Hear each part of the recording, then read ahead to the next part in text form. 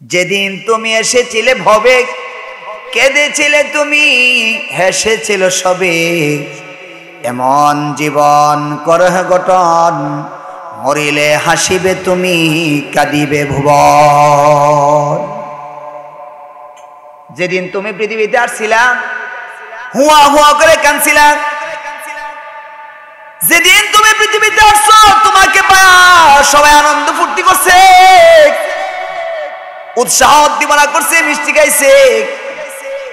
তোমাকে পায়া মানুষ খুশি হয়েছে, তোমার দাদা দাদি মিষ্টি খাইছে, আর তুমি হুয়া হুয়া করে চিল্লাইছো।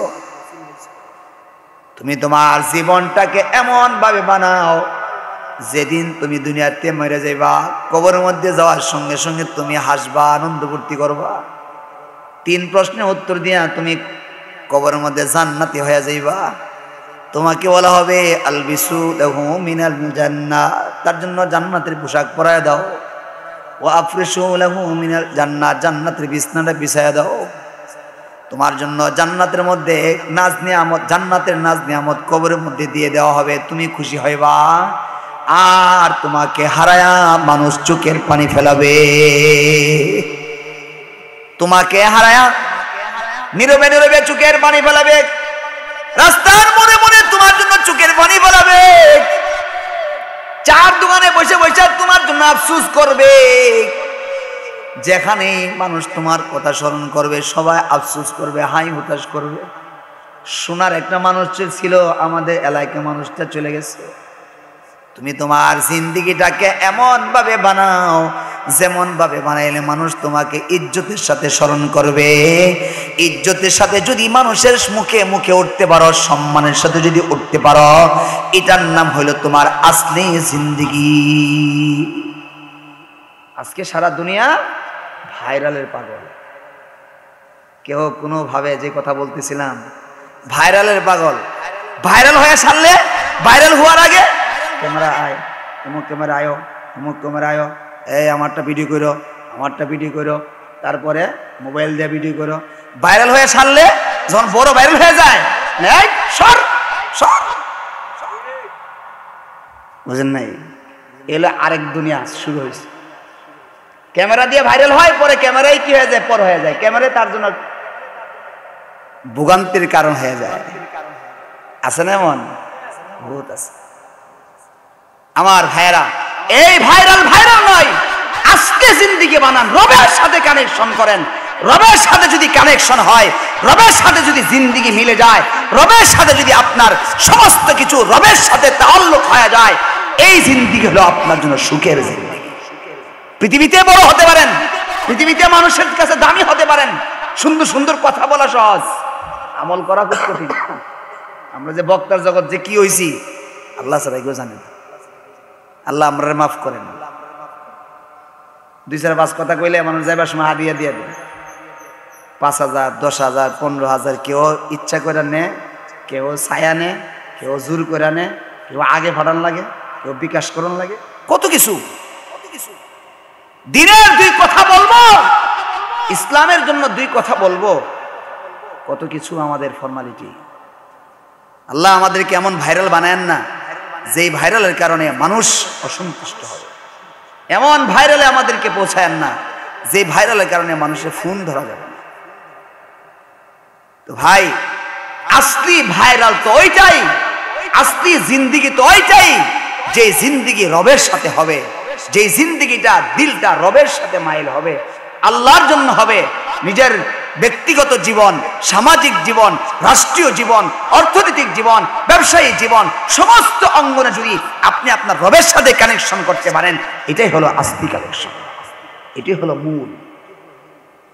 এজন্য আল্লাহ বলে দিয়েছেন, ওয়ামান আরাদাল আখিরাতা ওয়া সাআ লাহা সা'য়াহা ওয়া হুয়া মুমিনুন ফাউলাইকা কানা সা'য়ুহুম মাশকুরা। যদি কোনো ব্যক্তি ওয়ামান আরাদাল আখিরা, যে ব্যক্তি দুনিয়ার জিন্দেগিতে থাইকা আখিরাত চায়, আখিরাত চায়, ওয়ামান আরাদাল আখিরা, যে ব্যক্তি আখিরাত চায়, শুধু চায় না, ওয়া সাআ লাহা সা'য়াহা, শুধু আখিরাত চাইলে হবে না, তুমি পরকাল চাইলে হবে না, জান্নাত চাইলে হবে না, জাহান্নাম থেকে মুক্তি চাও এটা চাইলে হবে না। শুধু চাই চাই বললে যেমন ভাবে জিপিএ পাওয়া যায় না। আমি ভালো রেজাল্ট করতে চাই চাইলে যেমন ভালো রেজাল্ট করা যায় না, তার জন্য চেষ্টা করা লাগে, তার জন্য ফিকির করা লাগে। আল্লাহ পাক রব্বুল আলামিন বলেন ওয়াসাআলাহা সাইয়াহা, জান্নাত চাইলেই হবে না, পরকাল তোমার নিজের জন্য চাইলেই হবে না, তার জন্য তোমার সাধ্য অনুযায়ী চেষ্টা করা লাগবে। ওয়াসাআলাহা সাইয়াহা, তুমি পরকাল যদি হাসরের ময়দান যদি ভাইরাল হতে চাও, হাসরের ময়দানে যদি তুমি আল্লাহর জন্য হতে চাও, তার জন্য শুধু চাইলেই হবে না, ঠিক সাআলাহা সাইয়াহা, তোমাকে চেষ্টা করতে হবে। আমি জান্নাত চাই আর কি বেরি হয়, জান্নাত চায় গাঞ্জা খায়, জান্নাতও চায় মাজারে পূজা করে, এমন আছে না নাই? সবার জিজ্ঞাসা করেন, সবাই বলবে আমি জান্নাত চাই, জান্নাত চাই, আমি জাহান্নাম চাই না, আমি জান্নাত চাই। সবাই এক কথা বলে, কিন্তু কেউ মাজারে, কেউ ইবাদতের নামে কেমন যেন মূর্তি পূজার নেই, বিভিন্ন পূজার নেই, বিভিন্ন মাজারের মধ্যে যে সমস্ত কর্মকাণ্ড হয়, জান্নাত পাইব তো দূরের কথা, জাহান্নামের যে কোন তলায় গিয়ে তাদের ঠেকে আল্লাহ ছাড়া কেউ জানে না। আমার ভাই, শুধু জান্নাত চাইলে হয় না, জান্নাত তার জন্য কষ্ট করতে হয়, জান্নাতের জন্য কষ্ট করা লাগে। আল্লাহ শর্ত দিয়ে দিন, শুধু একথা বলে নাই ওমান আরাদাল আখিরা, একথা বলে নাই আল্লাহ, ওমান আরাদাল আখিরার সাথে সাথে ওয়াসআলাহা সাইহা বলে দিয়েছে। আপনার ছেলে পরীক্ষা দিবে, এইচএসসি পরীক্ষা দিবে, ইন্টারমিডিয়েট পরীক্ষা দিবে, ফাইনাল পরীক্ষা, সারাদিন ব্যাট বললে বয়াতে মারো। ছেলে পরীক্ষা দিবে, এসএসসি পরীক্ষা দিবে, কিরে কেমন কি পরীক্ষা আশা করছ কি? ইনশাল্লাহ জিপিএ 5 চাই, জিপিএ 5 পাইতে চাই। আর সারাদিন কি করে? খেলে, সারাদিন ব্যাট বললে বসে থাকে। মাদ্রাসা তালেবান জিজ্ঞাসা করলে হাফিজি পড়ি না বলে হাফিজি, আর সারাদিন মোবাইল টিপে, বাসাতেই মোবাইল টিপে। যদি কেউ টার্গেট করে আমি ওইটা হব, আর এটা হইতে যেটা বাধা সেটা যদি সে করে, ওইটা হওয়া তার পক্ষে সম্ভব। জিপিএ 5 পাওয়ার জন্য যদি কেউ আশাবাদী হয়, জিপিএ 5 পাওয়ার জন্য যেই পরিমাণ মেহনতের দরকার, সেই পরিমাণ মেহনত তাকে করতে হবে, ঠিক কিনা বলেন? সেই পরিমাণ মেহনত না করলে জিপিএ 5 পাইতে পাবে না। ওইভাবে যদি মেহনত করা হয়, তাহলে তার জন্য পাওয়ার সম্ভাবনা থাকে। ঠিক তেমনি ভাবে যদি কোনো ব্যক্তি আখিরাত চায়, আখিরাত শুধু চাইলেই হবে না, আখিরাতকে নিজের মতো করে বানাতে হলে, জান্নাতে যেতে হলে, জাহান্নাম থেকে মুক্ত হতে হলে, এবং বিভিন্ন প্রকারের আযাব থেকে মুক্ত হওয়ার জন্য গুনার কাজ ছাইরা ওয়াসআলাহা সাইয়াহা ওয়া হুয়া মুমিন, তোমাকে অবশ্যই ঈমান অবস্থায় জান্নাতে যাওয়ার জন্য সর্বোচ্চ চেষ্টা করতে হবে। যদি তুমি সর্বোচ্চ চেষ্টা করো, ওয়াসআলাহা সাইয়াহা ওয়া হুয়া মুমিন, যদি তুমি ঈমান অবস্থায় আখিরাত পাওয়ার জন্য, জান্নাত পাওয়ার জন্য তুমি যদি চেষ্টা করো, আল্লাহ বলেন ফাউলাইকা কানা সাইয়ুহুম মাশকুরা, বান্দারে হাসরের ময়দানে আমি আল্লাহর কাছে তুমি দামি হওয়ার জন্য, বড় হওয়ার জন্য যে ইবাদতগুলি করছো, হাসরের ময়দানে তোমার ইবাদতগুলিকে আমি আল্লাহর পক্ষ থেকে কৃতজ্ঞতা প্রকাশ করা হবে, এবং হাসরের ময়দানে তোমাকে জান্নাতি বলে ঘোষণা করা হবে। শর্ত হলো ওয়াসআলাহা সাইয়া, চেষ্টা করতে হবে, হাসরের ময়দানকে নিজের জন্য বানানোর জন্য চেষ্টা করতে হবে। আর দুনিয়ার চাকচিক্যতা বাদ দিতে হবে, দুনিয়ার সবকিছু যত গুনার সাইডে বাদ দিতে হবে। যে কোনো কাজ করতে হবে কার জন্য? আল্লাহর জন্য করতে হবে। সমস্ত কাজ একমাত্র আল্লাহর জন্য যদি করা হয়, আমার আপনার সমস্ত অ্যাক্টিভিটিস যদি আল্লাহর জন্য করা হয়, আল্লাহ আমাকে ভাইরাল বানাই দেবে। নিজে চিন্তা করা লাগবে না, নিজে চেষ্টা করা লাগবে না। যদি কেউ আল্লাহ কারো কাছ থেকে দুনিয়াতে খেদমত নিতে চায়, আল্লাহ তাকে কিভাবে উঠায় দেবে নিজেও বুঝবে। তো ভাই, আমি কথা লম্বা করবো না, আমার পরে আরো অনেক বড় বড় উলামায়ে কেরাম আছেন। হ্যাঁ, আমি তো আপনাদেরই, বিশেষ করে আনসারী হুজুর রহমতুল্লাহি আলাইহি এই এলাকার জন্য যে পরিমাণ মেহনত করে গেছেন, কষ্ট করে গেছেন, এখানে শুয়ে আছেন সৈয়দ শাহ ওমর আলী সাহেব সহ, যেভাবে ওনারা এলাকার জন্য উম্মতের জন্য ফিকির করে গেছেন, ওই ফিকিরটাকে ধরে রাখা। এই দিনে মনে হয় আনসারী হুজুর রহমতুল্লাহ আলাইহি মারা গেছিলেন, আমরা জানাজায় আসছিলাম, খরিয়ালা স্কুল মাঠে জানাজা হয়েছিল, আসছিলাম আলহামদুলিল্লাহ। তো হুজুরের দুনিয়াতে হঠাৎ করে চলে যাওয়াটা আমাদেরকে বিস্মিত করেছে। হুজুর যদি থাকতেন আজকে আরো এলাকার মধ্যে আরো কি বলে দ্বীনের কাজ হইতো। একটা পরিবেশে থাইকা, একটা অবস্থানে থাইকা, যেভাবে হক্কানি উলামায়ে কেরামকে আয়না আয়না এত সুন্দর করে সাজাইছেন, আমরা তো প্রথম ভাবতেই পারছি না যে হক্কানি এলাকা নাকি কি কি যে হবে। দেখলাম যে সব আমাদের উলামায়ে কেরাম এসে বয়ান করে, ঠিক কিনা বলেন?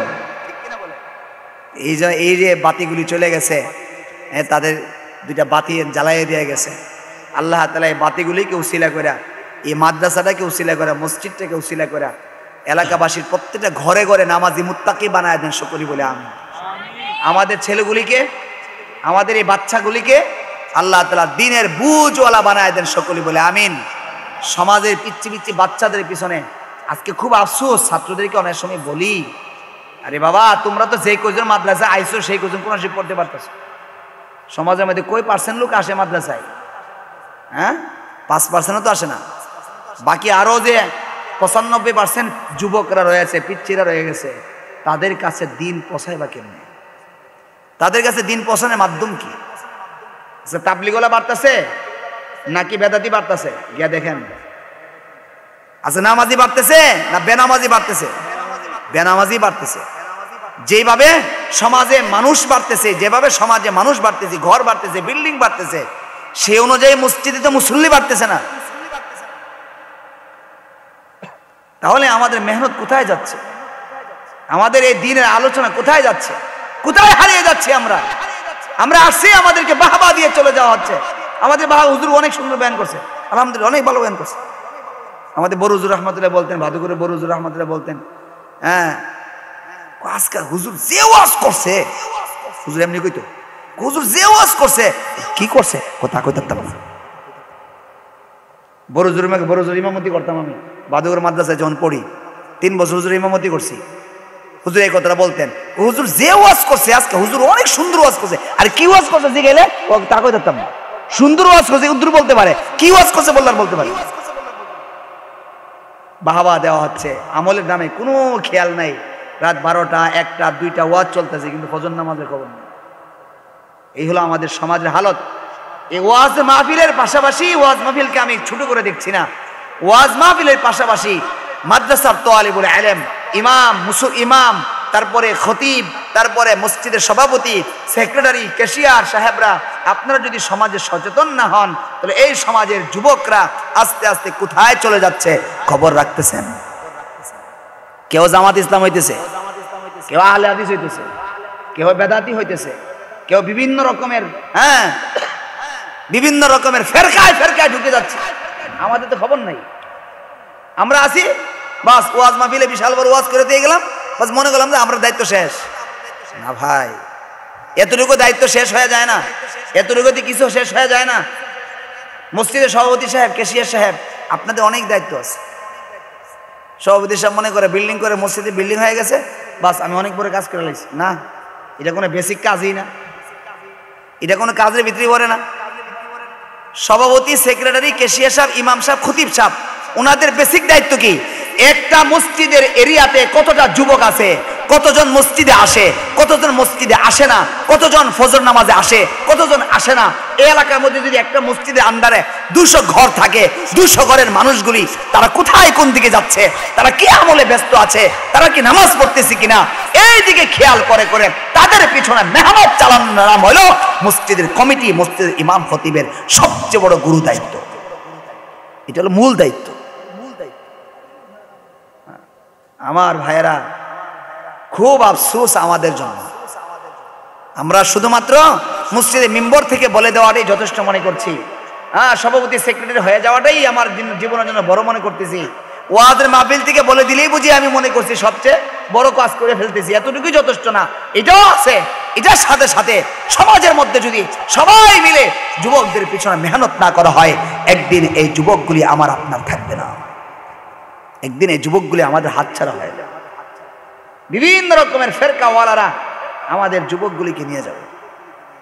এই জন্য ভাই আসুন নিজের জীবনকে আল্লাহর জন্য বানাই, উম্মতের জন্য ফিকির করি, ভিতরে ভিতরে কাজ করার চেষ্টা করি, মানুষের ধারে ধারে যাওয়ার চেষ্টা করি, ঘরে ঘরে যাওয়ার চেষ্টা করি, প্রত্যেকের ঘরে ঘরে গিয়ে দাওয়াত তাবলীগের নিসবতে দাওয়াত তাবলীগ ওলারা অনেক সময় আলহামদুলিল্লাহ অনেক কাজ করে। আলহামদুলিল্লাহ মাঝে মাঝে যে মসজিদে এসি নাই, যে মসজিদে ফ্যান নাই, যে মসজিদে ভালো বাথরুম নাই, এ মসজিদে যাইতে চায় না। বুঝাইতে পারেন? জামাতে রুখ দেওয়ার আগে ফিকির করে কোন জায়গায় গেলে এসি, কোন মসজিদে এসি আছে, কোন মসজিদে গেলে ভালো করে ঘুমাইতে পারবো, কোন মসজিদে গেলে বাথরুমটা ঠিক আছে, কোন মসজিদে গেলে আমাদের মেহমানদারি বেশি হবে, এই ফিকির করে তো সাহাবা আজমান কাজ করে না। আমার ভাইয়েরা, আমাদের কাজগুলো যদি সুন্দরভাবে উম্মতের দরদ নিয়ে আল্লাহ রাসূল সাল্লাল্লাহু আলাইহি ওয়াসাল্লাম যেমন ভাবে মেহনত করেছেন, এমন ভাবে যদি আমরা যারা এখানে বসছি, আমরা যদি ফিকির করি, আমরা যদি চেষ্টা করি মানুষের ধারে ধারে দাওয়াত দেব, মানুষকে নামাজের দিকে আহ্বান করো, তাহলে একটা সমাজ সুন্দর বানাতে বেশি দিন লাগবে না।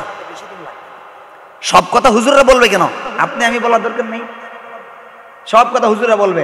সুদখোরের বিরুদ্ধে হুজুররা বলতে হবে, ঘুষখোরের বিরুদ্ধে হুজুর বলতে হবে, এরপরে যৌতুকের বিরুদ্ধে হুজুর বলতে হবে, স্বামী স্ত্রী কেউ হক আদায় করে না এটাও হুজুর বলতে হবে, কাদিয়ানি কাফের এটাও ইমাম সাহেব বলতে হবে, হুজুর বলতে হবে, তারপরে বেদাতি সুন্নিদের বিরুদ্ধে হুজুর বলতে হবে, সাদিয়ানের বিরুদ্ধে হুজুর বলতে হবে, আহলেদের বিরুদ্ধে হুজুর বলতে হবে, যা আছে সব হুজুর বলতে হবে, আর যা তুফান আছে সব হুজুর বেঁধে যাক, আমরা কিছু বলবো না। কেন? কাদিয়ানি কাফের এটা কি শুধু হুজুরদের কথা না, সকলের কথা। কতজন বলছেন? কতদিন 4 স্টলে বলছেন? কতদিন উম্মতের কাছে বলছেন? শিয়া যে কাফের, শিয়ারা যে কাফের, এটা জানে না কে? শিয়া বুঝেন তো?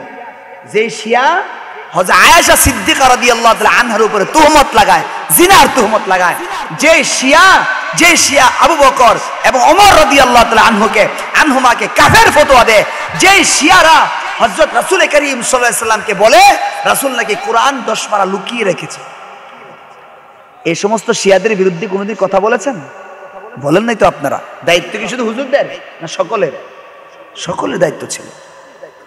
সমাজে যত ধরনের বাতিল আছে সমস্ত বাতিলের বিরুদ্ধে কথা বলা তো সকলের দায়িত্ব, এটা শুধু হুজুরের দায়িত্ব না। সুদ হারাম না হালাল? বলেন। সুদ হারাম জানে না কেডা? বলেন না, জানে না কেডা? সবাই জানে। জানলে হুজুররা বলবে কেন? আপনারা কি বলার অধিকার রাখেন? সুদের কথা সমাজে যখন দাওয়াত দেয়, দাওয়াত তো জেফত করলে তো আপনারাও খান, জেফত করলে তো সর্দাররা যায় কি যায় না? সর্দার সাহেবরা তো জেফতে দাওয়াত পায়, তা আপনাদের কথা তো একটা সমাজ চলে, আপনাদের কথা তো সব জায়গায় চলে, তা আপনি সুদ হারাম এ কথা সমাজে কেন বলেন না? ঘুষ হারাম জানে না কেডা? আপনি বলেন না কেন? এই যৌতুক নেওয়া কি বলেন না হারাম, যৌতুক নিয়ে হারাম জানে না কেডা? সবাই জানেন, তা আপনি যদি সমাজের সর্দার আপনি বলেন না কেন? সব হুজুর বলতে হবে, তুফান সব হুজুর বেঁধে যাক, ইমাম সাহেব বেঁধে যাক, হুজুর দিয়ে সব বলায়, সর্দার সাহেব বলে না, হুজুর দিয়ে সব বলায়, মুসলিম ইমাম দিয়ে বলাইতে হবে, খতিব দিয়ে বলাইতে হবে, মসজিদের মুসল্লি মেহরাব থেকে বলতে হবে। কেন? আপনারা দায়িত্বশীল না? আপনারা কেন সমাজে বলেন না কথাগুলো? যৌতুক হারাম এই কথা যদি গ্রামে সবাই মিলে, অনেকে সমাজে গ্রামের গোষ্ঠী বৈঠক হয় না, যে কোনো বিষয়ে পরামর্শ হয় না, পরামর্শ এটা বলে দেন না কেন? আমাদের সমাজের, আমাদের গ্রামের কোন ছেলে কোথাও যদি বিবাহ করতে যাও সাবধান, কেহ কিন্তু যৌতুক আনতে পারবে না, এটা কেন বলে দেন না? এটাও বলে দেন। কষ্ট পেলেন কথাগুলি না ভাই? এইভাবে যদি সমাজের পিছনে আমরা মেহনত না করতে পারি, আমরা যদি সমাজের প্রত্যেকটা রন্দে রন্দে যদি আমরা মেহনত না করতে পারি, তাহলে আমাদের আল্লাহর আদালতে মাসউলিয়ত ছাড়া পাওয়া যাবে না, জিজ্ঞাসা করা হবে। ভাই আসুন আমরা সকলে মিলে আজকের মাহফিলকে উসিলা করে আমরা দিনের দায়ী বনবো, আমাদের গাড়ে জিম্মাদারি নেব, সমাজের মধ্যে মানুষ কিভাবে দামি হতে পারে, আল্লাহর কাছে ভাইরাল হতে পারে, এইভাবে সমাজে ফিকির করো। পারবো তো ইনশাআল্লাহ? আল্লাহ আমাদের সবাইকে তৌফিক দেন, সকলে বলে আমিন। আল্লাহ আমাদের সবাইকে তৌফিক দেন, সকলে বলে আমিন। ভাই একটা ছোট্ট কথা বলে আমি শেষ করে দিচ্ছি। আপনাদের এই সোহাগপুরের জিয়াউল করেন সাজু ভাই আমাকে ইয়ার আগে যে বয়ানে বসার আগে ফোন দিয়েছিলেন, ফোন দিয়ে বলছেন আমার পক্ষ থেকে সবাই সালাম পৌঁছাই দেবেন। জিয়াউল করিম খান সাজু ভাই আপনাদের সকলকে সালাম জানাইছে। ওয়ালাইকুম আসসালাম। আর উনি দোয়া চেয়েছেন, উনি তো কি বলে নির্বাচন করতেছে তাই না, নির্বাচন করতেছেন, নির্বাচনের জন্য আপনাদের সকলের কাছে দোয়া চাইছেন, আপনাদের সমাজের খেদমতের জন্য খেদমত করতে পারে, এই জন্য আপনাদের সকলের কাছে দোয়ার প্রার্থী হয়েছেন। আল্লাহ ওনার মনে নেক আশা পুরা করে দেন, সকলে বলে আমিন। ও আখিরু দাওয়ানা আলহামদুলিল্লাহি রাব্বিল আলামিন। আসসালামু আলাইকুম ওয়া রাহমাতুল্লাহি ওয়া বারাকাতুহু।